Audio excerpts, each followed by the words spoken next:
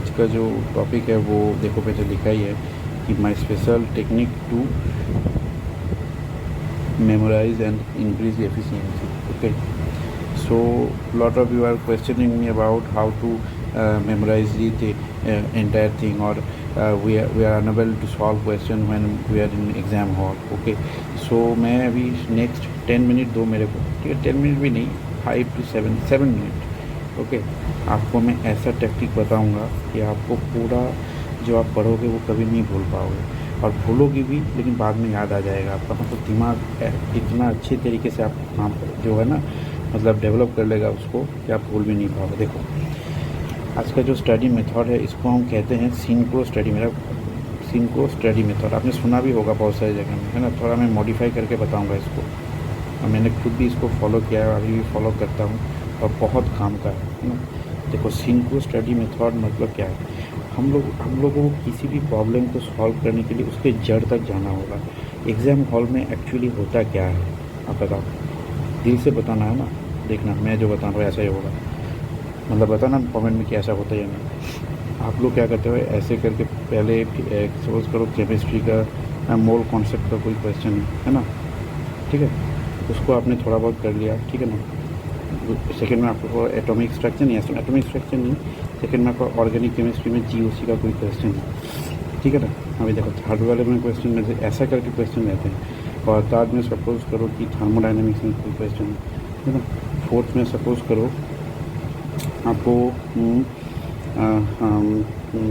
Solution वाला कोई question है, सॉल्यूशन चैप्टर, ठीक है। तो मैं एक एग्जांपल देके बताना। देखो, आप एग्ज़ाम हॉल में क्या होता है, जब आप मोल कॉन्सेप्ट के क्वेश्चन करोगे तो आपके दिमाग मोल कॉन्सेप्ट को समझेगा, ठीक है। लेकिन उसके बाद क्या होगा, आप इधर जब स्विच करोगे तो जीओसी में आपको दिमाग को फिर से सोचना पड़ता है कि जीओसी के अंदर क्या क्या है, और कॉन्सेप्ट याद करके आप सॉल्व करते हो, ठीक है। फिर आप क्या करोगे, थर्मोडाइनमिक्स में उसके बाद से फिर करोगे, फिर ऐसे करके सॉल्यूशन करोगे।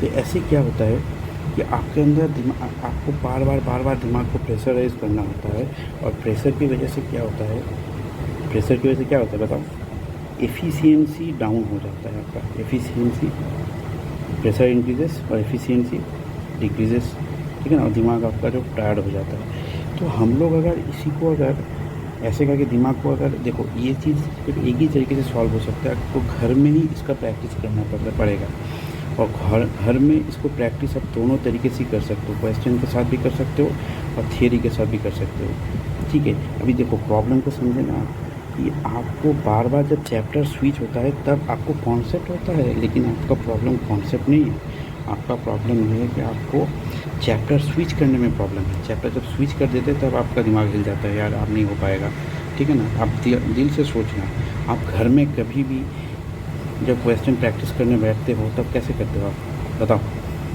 आप करते हो क्या, मोल कॉन्सेप्ट का कह रहा था, मोल कॉन्सेप्ट का 150 क्वेश्चन लगा लिया, ठीक है ना, और एटॉमिक स्ट्रक्चर का 200 क्वेश्चन कर लिया, या फिर फिजिक्स का एनएलएम किया तो एनएलएम का 100 क्वेश्चन कर लिया। नहीं नहीं नहीं नहीं नहीं नहीं, ये पूरा मेथड गलत है।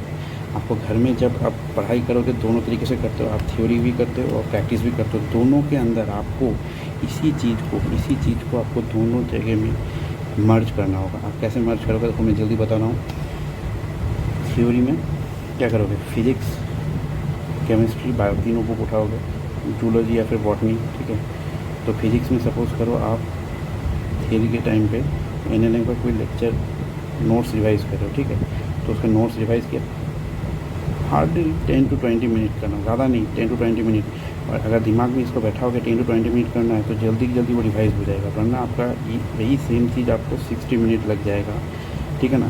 देखना, उसके बाद तुरंत आपको उठना नहीं है, तुरंत आपको स्विच करना है कहाँ पे, केमिस्ट्री में। सपोज़ करो केमिस्ट्री में आपने थर्मो किया, थर्मो पूरा तो नहीं हो पाएगा 10 मिनट में, कुछ टॉपिक से रिवाइज़ किया आपने, ठीक है ना, 10 to 20 मिनट। देन आप जूलॉजी या फिर बॉटनी में आ गए, इधर आपने क्या किया, सपोज़ करो आप breathing and exchange of gas किया, ठीक है ना। इसका जो है ना 2-3 पेज आपके एनसीईआरटी का रिवाइज़ हो गया, ठीक है ना, रिवाइज़ या फिर पढ़ लो जो ही है, लेकिन 10 मिनट से ज़्यादा नहीं है, 10 मिनट से ज़्यादा नहीं पढ़ोगे। उसके बाद बार मैं बोल रहा हूँ, क्योंकि ये 10 मिनट ही आपका मैक्सिमम देगा आपको। 60 मिनट करोगे तो 60 मिनट में 10 मिनट वाला आउटपुट ही मिलेगा आपको, ठीक है ना।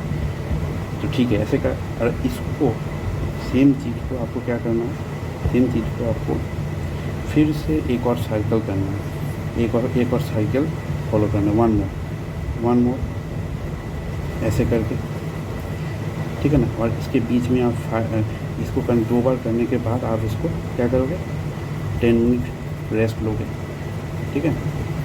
फिर करना है आपको ऐसे। अगर ऐसे करके 3-4 साइकिल भी पूरा कर लिया ना आपने, तो आप देख लेना आपका सिलेबस भी बहुत ज़्यादा कवर होगा। इससे आपके दिमाग को ऐसा लगेगा ना कि यार मेरे को 10 मिनट ही तो पढ़ना है, ये सब्जेक्ट तो बहुत अच्छे से कर लेते हैं हम लोग, करते हैं ना।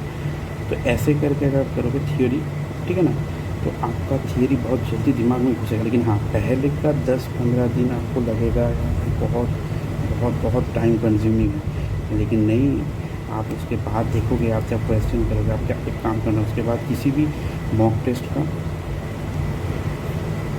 जो है ना, किसी भी मॉक टेस्ट का आप कुछ क्वेश्चन देख लेना एक साथ, आपको देखना झट से आपको याद आने लग जाएगा सारे क्वेश्चन, क्योंकि आपके दिमाग भी इसी तरीके से ट्रेंड हो रहा है। वही देखना, प्रैक्टिस जब करोगे, प्रैक्टिस भी ऐसे करोगे, ठीक है।